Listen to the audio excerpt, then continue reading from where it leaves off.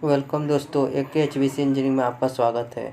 आज हम आपको बताने वाले हैं कि जो भी कंप्रेसर हमारे होती हैं आउटडोर में लगी रहती हैं एसी के, तो कंप्रेसर से हमारी एक आवाज़ आने लगती है। कभी कभी नॉइज़ प्रॉब्लम होती है, तो कंप्रेसर में वो नॉइज़ प्रॉब्लम क्या होती है कि जिससे हमारा कंप्रेसर की आवाज़ करने लगता है। तो ये हम आपको बताएंगे कि इसका क्या क्या कारण होता है, रीज़न क्या होता है। आप समझ सकते हैं कि कंप्रेसर कैसे ये आवाज़ कर रहा है। देख सकते हैं ये कंप्रेसर बहुत तेज़ कभी कभी आवाज़ करता है, जिससे ये डिस्टर्बेंस होने लगता है हमारे चारों तरफ से।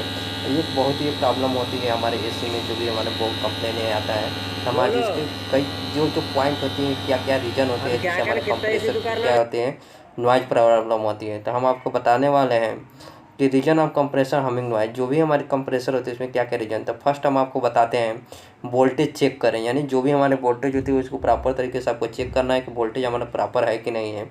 सेकंड नंबर पर हमारा होता है प्रॉपर एम्पियर चेक करें कि जो भी हमारे कंप्रेसर है वो प्रॉपर चेक एम्पियर कितना ले रहा है, फुल लोड पर कितना ले रहा है, और ज़्यादा अगर लोड नहीं है तो उस पर कितना एम्पियर ले, ये हमें अच्छे तरीके से चेक करना होता है। ठीक, हमें प्रॉपर गैस चेक करना होता है, सिस्टम पाइप को ब्लॉक चेक करना होता है, गैस हाई है या नहीं है ये चेक करना है, कंप्रेसर आयल लो है कि नहीं है, ये सब भी हमें चेक करना पड़ता है।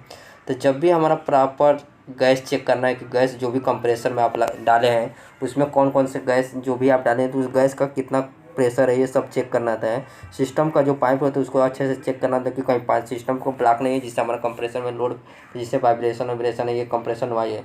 अगर गैस आपने हाई भी कर दिया है तो जो भी कंप्रेसर आती है तो उसमें गैस आपने ज़्यादा भर दिया है तो उससे भी हमारी नॉइज़ प्रॉब्लम होती है, जिससे हमारे कंप्रेसर में जो एक आयल लो होता है, अगर वो आयल ही अगर ख़राब हो जाए, आयल उसमें न रहे तो आयल हमारा कम होता है कंप्रेसर में, जिससे हमारा क्या होता है उसमें फ्रिक्शन हो जाने लगता है, जिससे हमारी आवाज़ें आने लगती है जो भी कंप्रेसर के मैकेनिकल पार्ट लगी रहती हैं। इस सब भी कारण हमारे होते हैं कंप्रेसर को आवाज़ करने। नेक्स्ट हमारा होता है रनिंग कैपेसिटर फॉल्ट होना। अगर कैपेसिटर भी हमारा फॉल्ट रहेगा जिससे हमारा कंप्रेसर चलता है तो ये भी एक रीज़न होता है जिससे हमारा आवाज़ आने लगती है। नेक्स्ट हमारा आता है स्ट्रेनर फिल्टर ब्लॉक होना। जो भी हमारी स्ट्रेनर फिल्टर लगी रहती है हमारे इसी में, उससे भी अगर ब्लॉक होगा उससे भी हमारे कंप्रेसर पर लोड पड़ता है, जिससे हमारे नॉइज़ का प्रॉब्लम होती है। कॉन्ट्रैक्टर को आप चेकिंग करेंगे, कॉन्ट्रैक्टर जो भी हमारे कंप्रेसर से लोड जाती है, जो कंप्रेसर कॉन्ट्रैक्टर से उसको चेक करते हैं कि कॉन्ट्रैक्टर से पावर सप्लाई अच्छे से कंप्रेसर को पहुंच रही कि नहीं है। कंडेंसर फैन नॉट वर्क, अगर कंडेंसर फैन हमारा क्या करता है जो वर्क नहीं करेगा अच्छे तरीके से, जिससे हमारा कंप्रेसर पर ज़्यादा लोड पड़ता है, जिससे हमारा नॉइज़ का प्रॉब्लम होती है।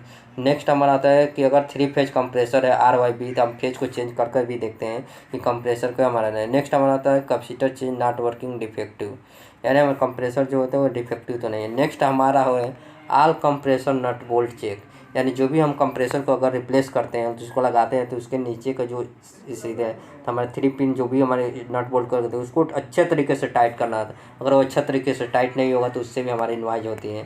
फिर हमें देखना है कि before change compressor check same model number of compressor. जो भी आप कंप्रेसर का नया लगा रहे थे उसको आप चेक करना चाहिए, जो भी मॉडल नंबर का कंप्रेसर पहले से उस आउटडोर में है तो वही हमें same to same model number का ही लगाना चाहिए, यानी कि किसी और मॉडल का आप लगाते हैं जिससे हमारे प्रॉब्लम भी होती है। तो जब भी कंप्रेसर आप चेंज करें तो उसका LRA नंबर पता करें कि LRA नंबर कितने LRA नंबर का है कितना है, उस हिसाब से आप गैस को उसमें प्रेशर भरेंगे और प्रेशर का गैस का उतना मानेंगे। नेक्स्ट हमारा अगर ये सब चीज़ होने के बाद भी अगर आवाज़ आ रही है तो हम लास्ट में क्या करते हैं, कंप्रेसर को चेंज करते हैं।